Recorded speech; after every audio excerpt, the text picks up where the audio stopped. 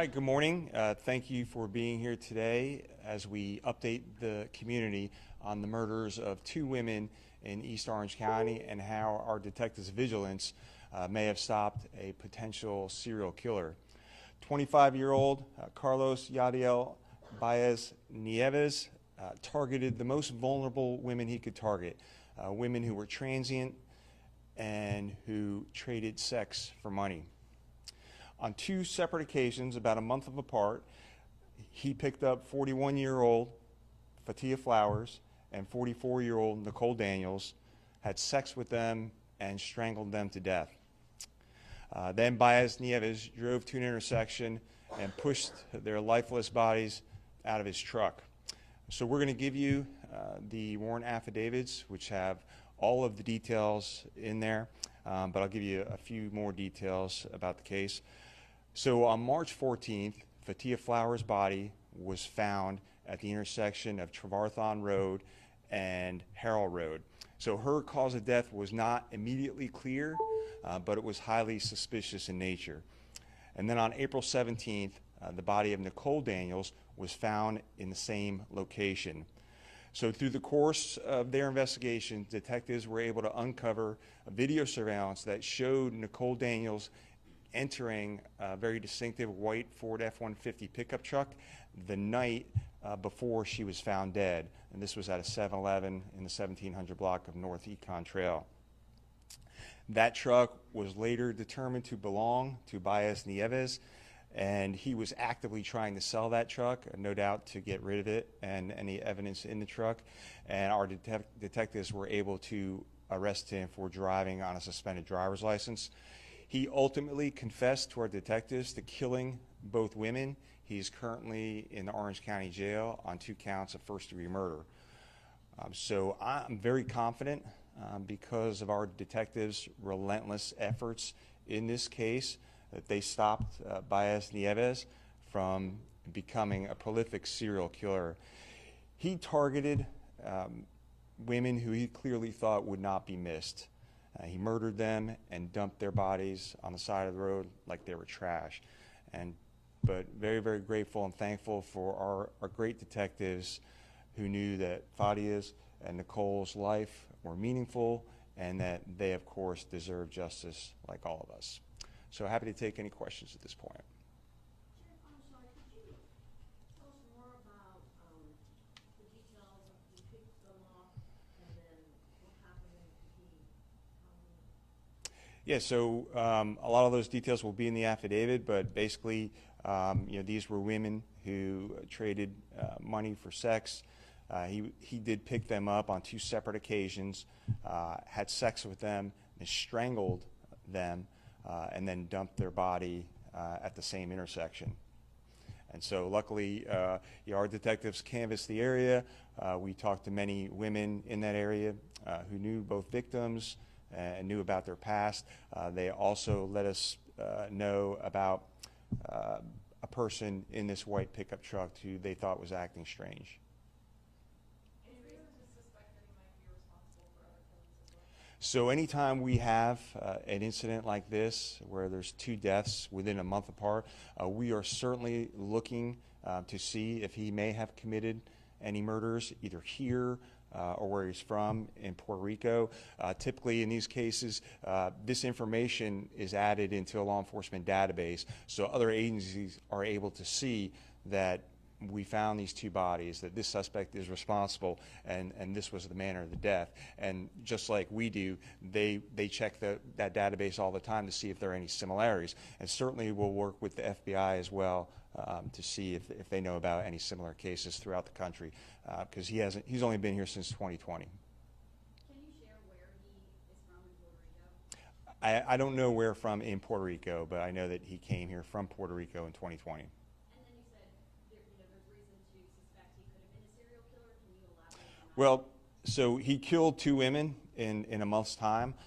So to me, that is the definition of a serial killer, and I think the FBI says 2 or 3, depending on who you ask.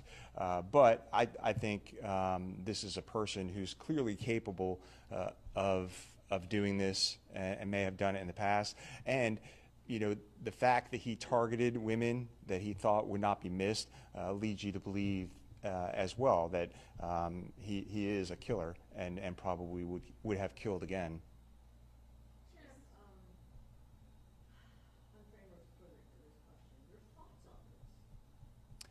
Well, you know, anytime someone is killed and so senselessly, you know, just their body just dumped and discarded, you know, it's awful. And so we want to make sure that they get the justice they deserve, their families get the justice that they deserve, and hopefully, you know, he'll never see the light of day. I mean, we're from this area and from Florida, and had evidence of being involved in this type of trade involving the trading of sex for money. These were two separate incidences? That's correct. Two separate murders, two separate incidents. The thing that links them together is that, you know, he found that, or he dumped them in the exact same location, and the fact that they both, you know, traded sex for money. Can you describe that location and maybe why you would have picked it? It's just an intersection. Unclear why he chose that area. So he lives, you know, within a few miles of both where the bodies were dumped and the 7-Eleven as well. Chip, you were saying that you had the surveillance picture of his truck, is that right? Yes, we have video surveillance showing Nicole entering his truck. Through their investigation, detectives were able to tie that truck to Baez Nieves and ultimately spotted him trying to actively sell that vehicle. So they pulled him over. We arrested him for driving without a license, brought him here. He confessed to both murders. Why were detectives, I think I might have missed this, were detectives watching him for something else, or kind of how did he get on your radar? So again, his vehicle was identified through the video surveillance. That vehicle through the video surveillance was tied to him. Anytime, you know, we have a case like this, obviously we're going to follow the suspect to see if they, you know, discard any evidence or to see what they're going to do with the vehicle, and make our case stronger and see if this is the guy that we're looking for. With the evidence you had on him, did he cave immediately, or did he try to deny any connection to the murder? No, so he ultimately confessed to killing both women. What did he say, Sheriff? I mean, is there, sorry? No, well, in one case he said it was just rough sex, and in the other case he claimed that the woman attacked him first. You know, obviously, you know, he strangled both women and then dumped their bodies out. So, a very strong case against him. Did he say anything that would indicate he did this other time? Or no? I'm not aware of that. Sorry if I missed this earlier, but were any next of kin, any relatives identified, or were y'all able to track down? Absolutely, yes. So we have spoken to both families and unfortunately let them know the circumstances of this case. Sheriff, you indicated that the victim's friends helped with the sex trade. Yeah, correct. So there are other women in that area who know both of the victims, and some of them had even noticed this white truck and the person in there acting strange.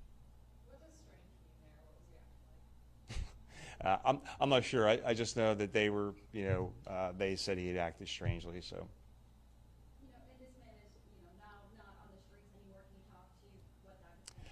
Yeah, so very, very thankful that we were able to arrest him, get him off the streets, and, you know, because he's off the streets, you know, our community is safer for that. Again, we're talking about someone who killed 2 women in a month's time, so obviously we're very, very happy that he's behind bars right now and won't do this again.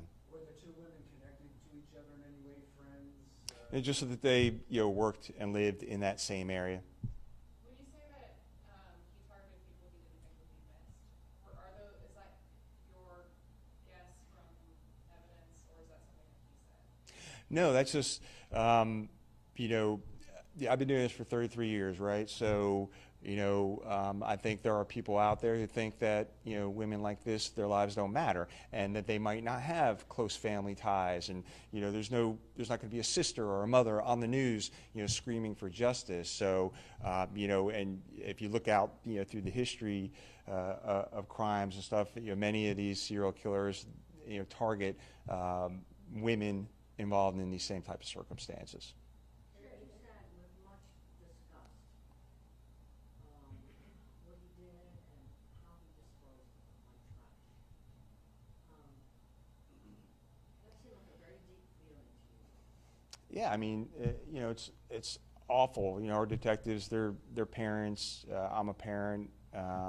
We all have people in our life, and I can't even imagine losing someone to this type of horrible crime, and to know that their bodies were just discarded like trash.